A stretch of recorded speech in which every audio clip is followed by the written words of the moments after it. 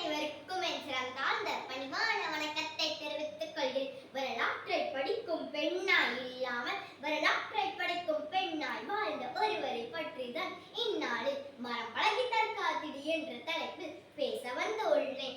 சீமை சிவகங்கையின் அரசி வீரவங்கை வேலுநாச்சி, நீயே தமிழ் மண்ணின் உயிர் மூச்சு, வெக்கமைக்கும் உன் வாழ்வீச்சு, சிறு குழந்தையும் அறியாதோ உன் புகழ்ச்சி.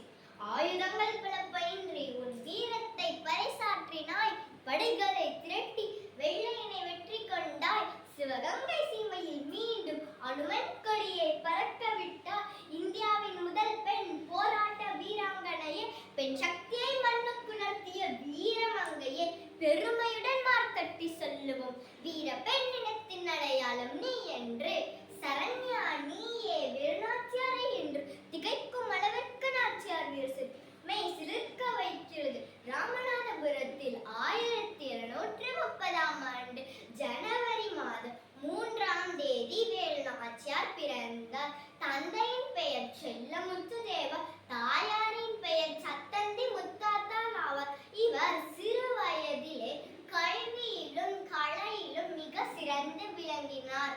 வாழ்வீச்சு, அம்பு விடுதல், ஈட்டி ஏறுதல், குதிரையோற்றம், யானையோற்றம் போன்ற கலைகளையும் ஆங்கிலம், தமிழ், உருது, பிரெஞ்சு போன்ற மொழிகளையும் கற்று தெரிந்தார். வேலுநாச்சியாரை ஒரு ஆண் போல் தந்தை வளர்த்து வந்தார். இவருக்கு 16 வயதில் முத்துவடுகநாதருடன் திருமணம் நடந்தது. கௌரி நாச்சியார் என்ற மகளும் உள்ளார்.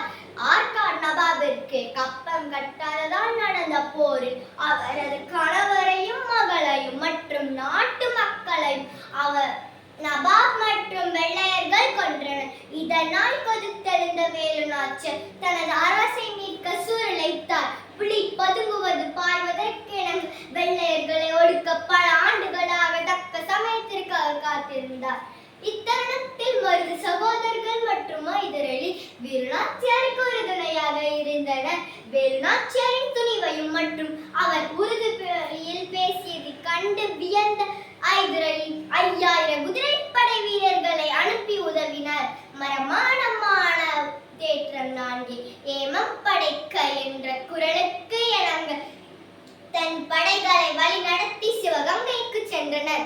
அச்சமயத்தில் தன் நாட்டிற்கு தன் உயிரை துச்சமென்னை கருதி குயிலி என்ற பெண் தன் உடலில் தீ வைத்து வெள்ளையர்களின் ஆயுத கிடங்கை எரித்து ஆயுதங்களை அளித்தார்.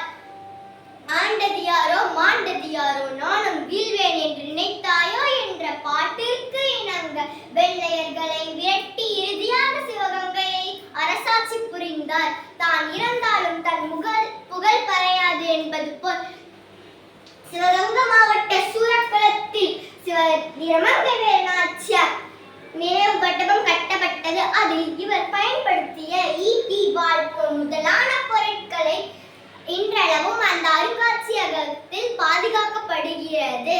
பெண்மையின் பேராண்மை வேரியர் குயினா சிவகங்கா, சொல்வழக்காடு, Kuyili the first woman Nachiyar போன்ற நூல்களில் இவரது புகழ் அகில உலகமும் அறியும் அளவிற்கு உயர்ந்தது. பெரும் போராட்டங்களை நடத்தி ஆங்கிலேயரை எரித்த வீர பெண்மணியின் புகழ் வாழ்க.